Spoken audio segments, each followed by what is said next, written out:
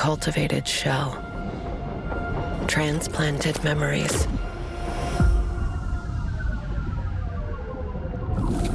Am I still human? Is immortality a blessing or a curse? Without death, does life still matter? No, I'll find the answer.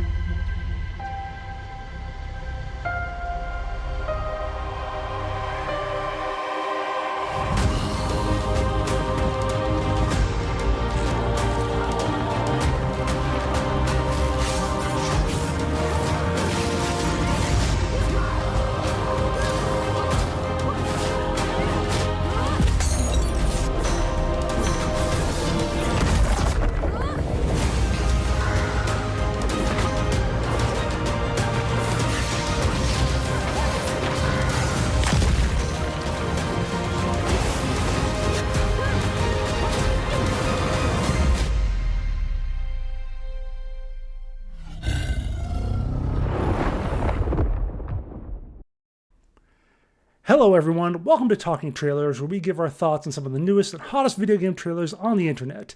My name is Jason Winter, and today I'm joined by a man who needs no introduction, but I'm going to introduce him anyway. He goes by Ergo Dr. Hawk, or just Ergo for short. How are you doing today, sir? I'm doing well. You flatter me too much. I was going to say you're a man of one word, but it's really kind of three words, Ergo Dr. and Hawk, so... That's right. All right. Now, you're not actually a hawk, though, but you might be a doctor? Neither, really. Okay. All right. Well, a complete fraud. All right. Great. We love it. I am. Very much a fraud here. Okay. Well, we just came into the trailer for Project DNA, which is a post-apocalyptic MMORPG by Korean developer Supervoid. They don't have a whole lot of information about it right now, just a really shiny trailer that you just saw. I'm going to go ahead and read the intro that they have on the website. It says... In AD 2046, a sudden asteroid impact left the Earth in ruins. The few human survivors in underground bunkers advanced biotechnology to its peak, leading to the birth of the first humans with supernatural powers. And then you use your powers and you do stuff, which typical video game kind of thing. So, yeah, I have thoughts. I have some good and maybe a few more iffy thoughts about it. But I'm going to go ahead and let you give yours first and tell me what you think about this. Yeah. I mean, my initial thought watching it was like, okay, going full in on the action. And it seems to me that it has sort of like some dodge elements of like some Souls-like stuff where, you know, unlike earlier MMORPGs back in the day where it's like you're trading hits and you're just kind of standing there and there's nothing you can do other than like heal. You know, you can dodge and actually prevent damage in this game, it looks like, which is nice. The style's interesting. It's pretty grungy, which is a little annoying. But I do like the transhumanist themes. Those are fun. One thing I was reading about it was their evolution system powered by their so-called genetic algorithms. Right. And I'm assuming that that's just like some type of skill tree or like that's how they are flavoring it. And also I like the kind of the flavor of like, you know, when you die, the respawn mechanic is explained as like re-sleeving, like you're getting a new body. Mm-hmm. Yes. Like Altered Carbon. I don't know if you've ever read or seen that. A little bit. I'm not vaguely familiar with it, but just general with the concept of having like new bodies that you get when you die. That's a thing I've heard of in a few games. Yeah. Yeah, it's pretty cool. What about you? What you thinking? So yeah, like you said, it seems nice. You know, we don't know much about it. We don't know much about Supervoid either. Again, they are a Korean developer making an MMORPG, so your first thought is, well, it's probably going to be free to play and have some kind of microtransactions along the way. For good or for ill, who knows how that is.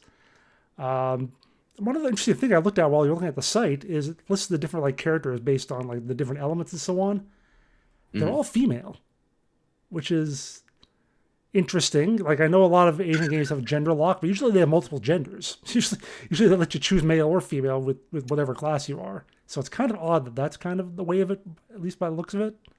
It seems to me that they're trying to corner the so-called gooner market. Yeah, there's probably a reason for it. Yeah, that's what will make their money selling the skins, probably. So. Yeah, for sure. Yeah, no release date on this. They just showed it off now for the first time, I think, just this last week. It says the game is set in AD 2046. Hopefully we get it before then, so it'll still be a future. But hopefully our future isn't as bad as that. In the distant past, 2046. Yeah, the game won't work quite as well in that situation. But yeah, hopefully not too long, but probably at least a few years before we get any real solid info on this one. So.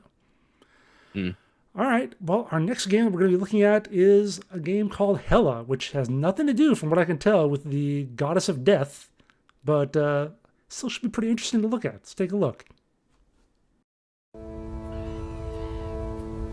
Welcome to Hela, a heartwarming, open-world adventure set in a magical world inspired by northern Sweden. You play as a small but agile mouse, helping a kind witch care for the land she's protected for generations. Explore freely, alone or together. Wander across forests, meadows, wetlands, and burrows, helping others and finding joy in the small moments along the way. In a world this vast, how you move through it matters, and sometimes a little magic makes all the difference. Before you set out on your journey, the witch grants you a small gift, a froggy backpack holding a touch of her magic.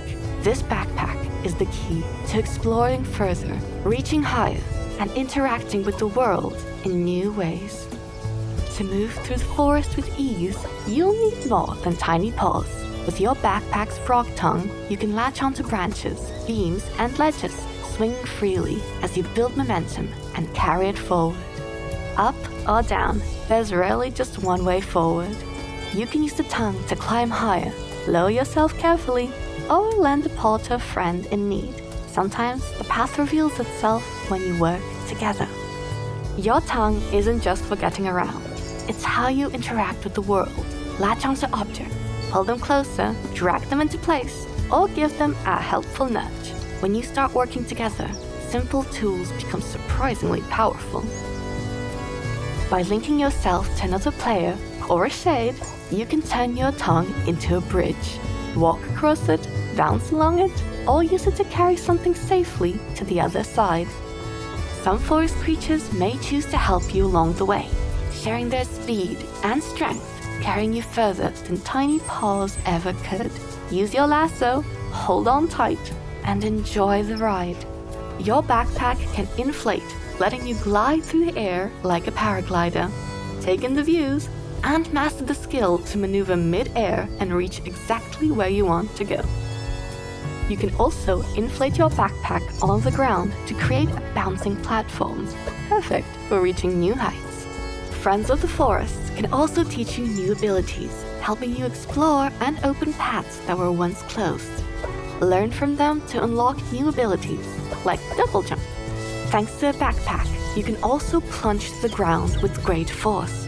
Plunging is great for accessing hidden areas, bouncing even higher off trampolines, or simply causing a delightful bit of chaos.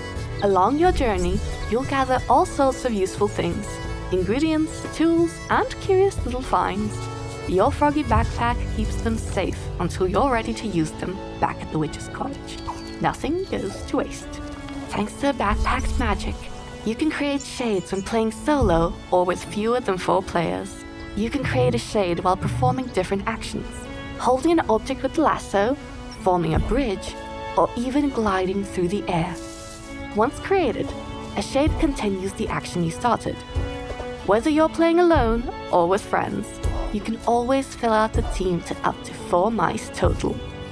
Your frog backpack is your constant companion, opening up playful and surprising ways to explore the world of Hela.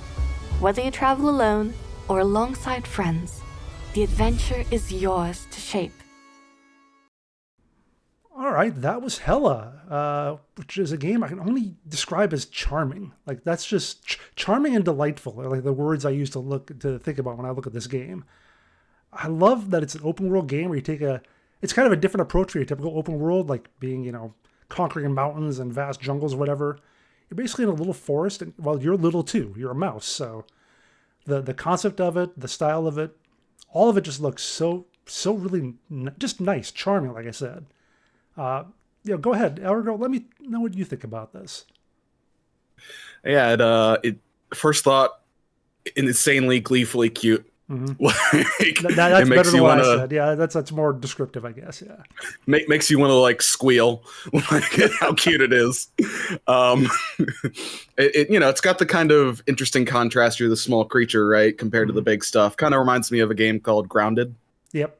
And so I kind of like that juxtaposition, and like you're fighting other things that are normally very small in other games. But I really like the adventure kind of aspect of it, in particular the tools you get, the gliding backpack and the grappling hook and all that. And kind of as I watched the trailer, it seemed to imply pretty heavily to me that there's going to be like physics-based puzzles, which is pretty fun. Right. I really enjoyed those back when Half-Life 2 came out. That dates me. Oh yeah, God. But physics-based puzzles are great. I also like the ghost copies if you're playing by yourself. I'm looking forward to potentially playing this in multiplayer, maybe with our good friend Ekingson. Yeah. Well, like I said, it doesn't take 2; it takes 4. That's the equivalent to that, or 4 fewer than that if you use your little shades to help you along. Yeah. But yeah, I mean, like I said, just all the different tools you get to maneuver around, the double jumping, the bouncing, the swinging. The swinging part made me think of Spider-Man, like right off the top, the Spider-Man games. So it's kind of like that same thing, but instead of skyscrapers, you're going off trees, and you're a little mouse. You're Mouse Man, I guess. Does whatever a mouse man can. But yeah. Super Mouse Man. Super Mouse Man, exactly. Probably don't have, do you have the equivalent strength of a mouse? What would that be exactly? That wouldn't be so great, probably, no. Ooh, but also I'm thinking, if this game's obviously is not realistic, but like one element is like there should be essentially no fall damage, because that's the thing. Mice are so small that no matter what height they drop from, they're essentially fine. Please do not test this at home with mice you might have. We'll just take our word on it. He's not a doctor, but you can trust him anyway, I guess. Whatever. I mean, pretend I'm wrong, just in case. Ergo veterinarian hawk. We'll call you that next time. Okay. There you go. All right. So next up on the docket is Valorborn. Let's take a look at that one.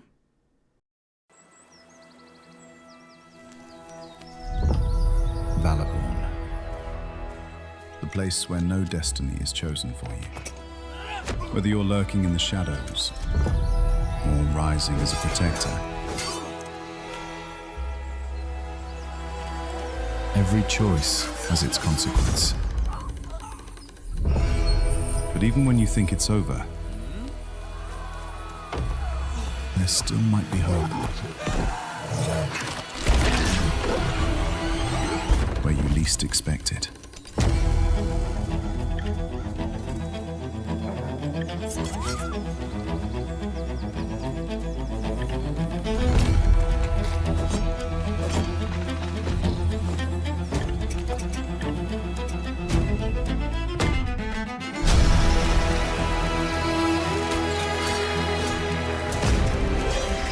Will you stand together or fall alone?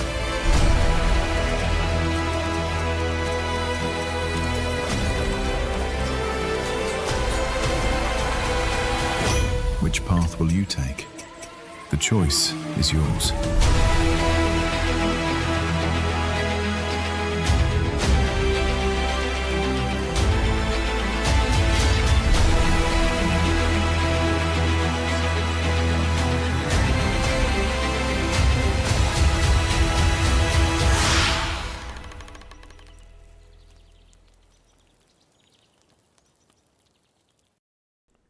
All right, that was Valorborn, coming to you from Lapse Games, and it launches in just about a month and a half from now, April 15th, so you'll be able to get your hands on it really soon.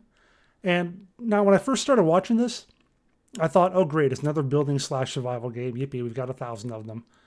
But then as I was watching through it a little longer, I saw more of the mechanics, more of the gameplay of it, And a few weeks ago, we had a game that we showed off on this channel called Streets of Fortuna, which a lot of people, both in the comments I saw on YouTube and also just me in general, I thought compared a lot to a game called Kenshi, which is a really popular, kind of a niche game, which is a lot of freedom, a lot of choice to do whatever you want in it. This has kind of that same feel of it.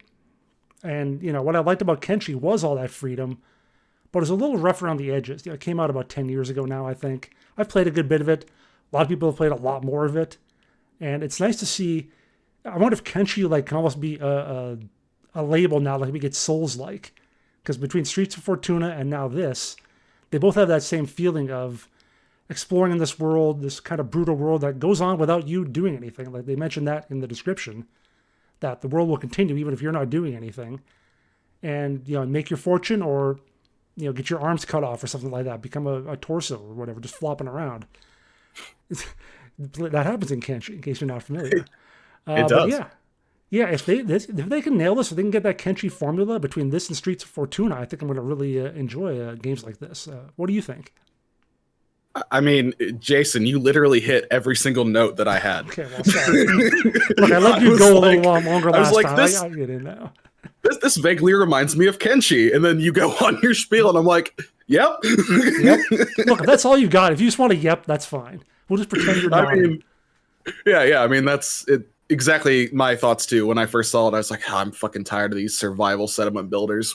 Mm-hmm. And so with the kind of more Kenshi-esque feel, Kenshi-like aspect to it, I think it is something I'll potentially play, though I still need to play Kenshi. I haven't done that yet. Mm-hmm. Apparently they're working on Kenshi 2, and he's got to hurry that up now because these other games are coming out. That's right. Market. Yeah, Kenshi 2, I want to say, is like 1,000 years in the past or something. That's going to also come out in 2046, probably. Oh, probably, yeah. But you said everything, man. So good job. Okay, well, all right. I did my job, did my duty. So I'll move on from one bloodthirsty game to the next. This is a golf game. Check it out. And here we see Bob going for the putt. Does he have what it takes to finish? I guess not. All right, guys.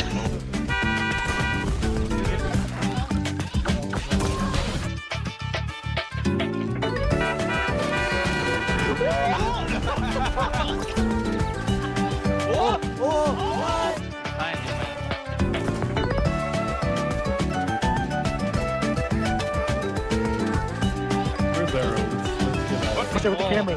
Push it.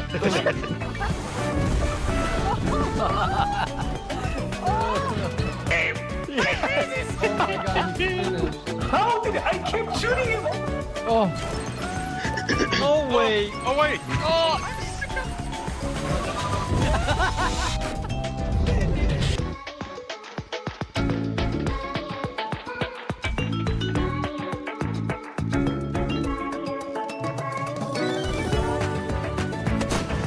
Get in there. No. We're hands. No. Arrow. Try. Guys, get out. Give me the coffee. I'll find coffee for you. You know what I gave, man.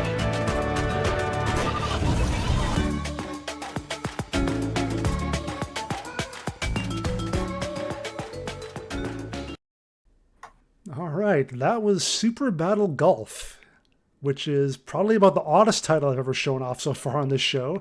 But I had to put it in there. It's like came up, like I saw the trailer for it, and I was like, well, okay, this is kind of neat. Because I look at like 15, 20 trailers every week to try and pick up what to put on the show. I looked at this one, I was like, all right, that's kind of neat. That's fun. How popular is it? I go to the Steam page. It's got 95% positive reviews. It's got like, I looked at Steam charts. They have like 15,000 people playing it every day. That's their peak in the evenings. I'm like, okay, this might actually be pretty good. So it's very well reviewed. It's got a lot of people playing it. And I guess I could see why. It's like the ultimate late night drunk party game. This is what it looks like to me. I don't want to take all your points this time. So go ahead. Tell me what you think of Super Battle Golf. I mean, the thing that hit me right away was just chaos incarnate. Like, it's such insanity and explosion and actions, and just like, oh, I'm gonna fuck with this guy as he's trying to hit this ball in. It it reminds me of a random game that like came out a generation or two ago called 100-foot robot golf, where you play as like these mechs, and it's like real time, like you're hitting the ball and he can get in front of you, or he can like break down buildings and all this other shit, and it's just it's interesting. So it's reminiscent of that. It's maybe I'm just old now. I don't know if I could handle it, but maybe if I were drunk, which fair enough. Yeah, there you go. Well, yeah, between that and having 8 friends who are maybe about 10 years younger than you right now, because yeah, we're of that age where we go to bed at like 9 p.m. or something sort of. So best time. Yeah, exactly. But yeah, Super Battle Golf, it already came out a week ago. That's why it's got so many reviews, so many. I think they said they had like 400,000 sales already in the first week. So that's really, really amazing to get that many with a game that's looks like it. I don't want to say an easy game to make, but it's not exactly the most. It's not an UE5 game, not like Project DNA. So yeah, probably was put together with a relatively small team, pretty quickly, low budget, and it's taken off for them. Good for them. Yeah, I mean, I applaud any indie developer as a wannabe myself. So yeah, hell yeah. All right, so let's take a look at one more game today that we're going to comment on, and this is something new coming out from Blizzard. It's Overwatch Rush.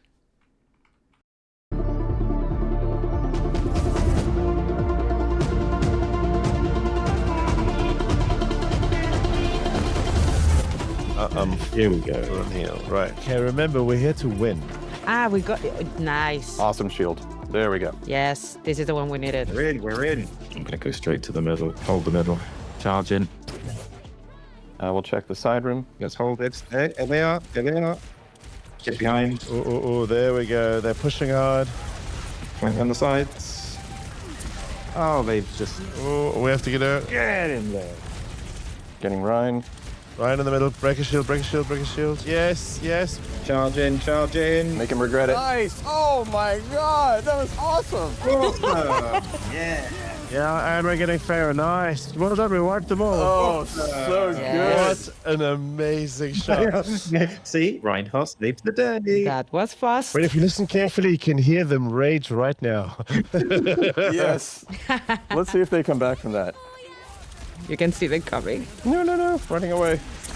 Let's take them here. Ah, look, Farah's trying to be cheeky. My health is down. My health is down. He's on the ground. Farah's down. I got a little carried away. I have to get out. Sorry, I had to get out. Oh no. Okay, let's regroup. Sorry, that was my bad. There. Get him. He's out of line. Reaper. Oh, they silenced me. Got it. Get him. Yeah. Oh, Reaper, how did he escape? Oh, that was inches away. We need to kill this Reinhardt. We've got him again. All right. I'm ulting. I'm gonna heal on the back line. Nice. Make him regret it. I got Reaper in the side room. Oh yeah, Lucio, you don't got it. Okay. I'm gonna stay with Reinhardt. Come back, rather on the point. Okay, yeah, I'm coming. Coming. Up. Let's. Woo, watch the earth shatter. Remember, Mercy to heal. I healed Tracer. I healed a lot. You're not healing. I'm constantly healing. Oh, I dropped him. This is it for the win. This one counts. Come on. Oh, Here you go. Alvin, in the middle. Fair. Oh, she's ulting. Oh, Fair down. come on. We got this. Oh, they're getting it. No. You're still there. Okay, coming. Regroup. I'm giving them a little bit of grief. Who needs a tank? I'm on my way back. Just compose yourselves. I can ultimate. Yeah. Okay, we got this. Composure. Focus. I'm halfway to my ult. I don't have much. Mercy, where are you? Are you ready? Yeah, let's do it. Taking it now. Go behind me. Help. Getting Lucio. Get Lucio nearly down. Lucio. Up, the ultimate. Yes. Nice. Oh, that slow is brutal. Oh, where's the Reaper? Reaper's on the point. Oh, no. Not, he's dead. He's no more, he's dead. Oh, maybe yeah. Yay. Not around, let's do it. Yes. Nice. Got it. Well done, team. Too GG. easy. They had no chance. GG, y'all.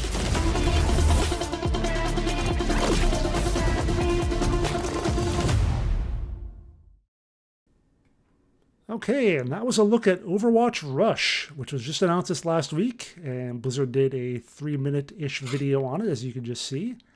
And, okay, now, I'm an Overwatch fan, and that's why we had it on a few weeks ago, too. I'm trying not to make it I'm trying to make this the Overwatch show, but they keep doing stuff that's pretty important, pretty interesting, so I'm doing it occasionally. And I don't know about this. Like, this is the Diablo Immortal of Overwatch, basically. Do you guys have phones? That's where we're at right now. I mean, it's probably going to do well just because, again, the Diablo Immortal did really well. They had like, I think it looked up, was it 30 million downloads in their first 2 months. Now, it was free to play, so people are going to give it a try because they like the franchise or whatever.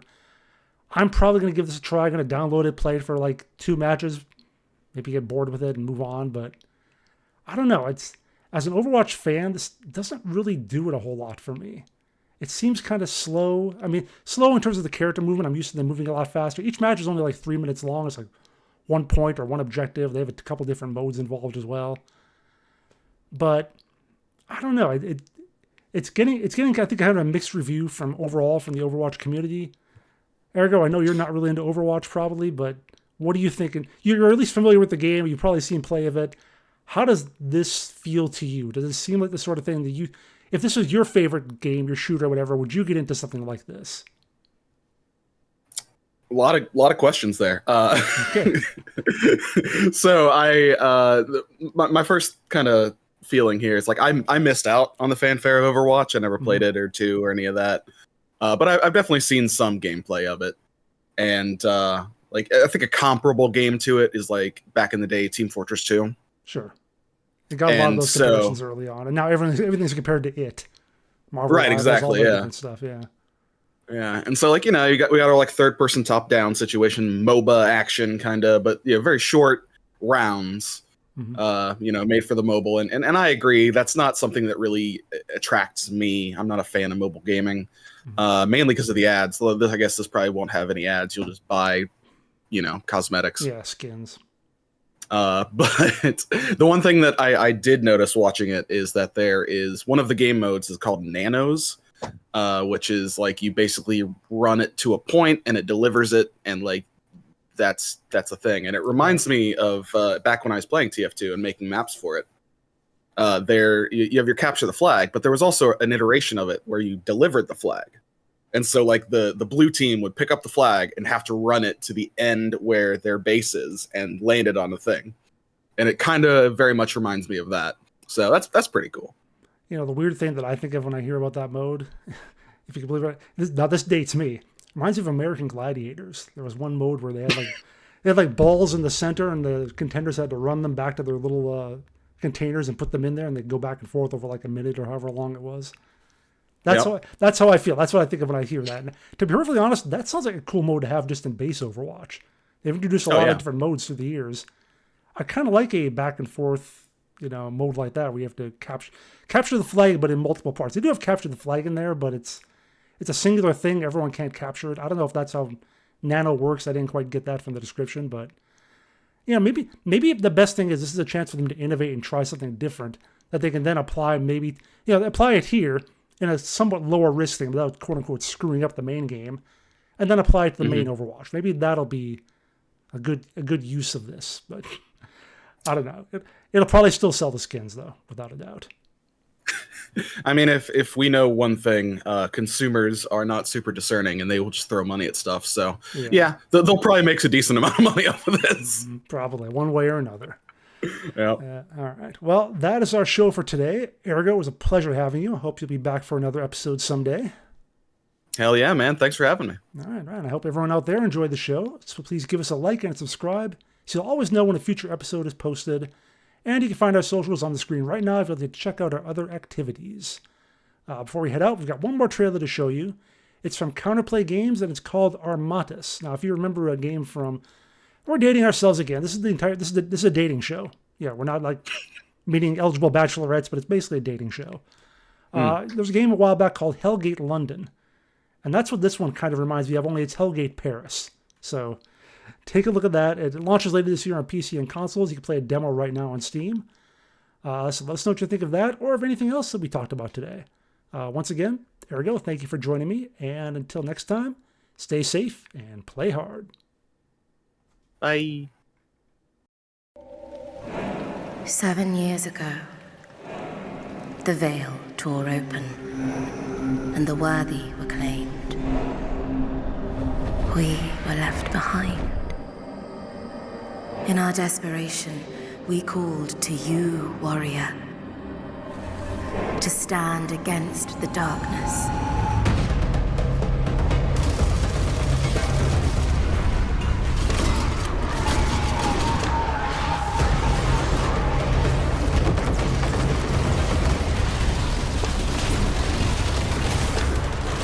Equipped with our best, you will forge a path through Paris, long decayed. Together, we must reach the sunless gate. When we die, we will leave this place. But you return again and again.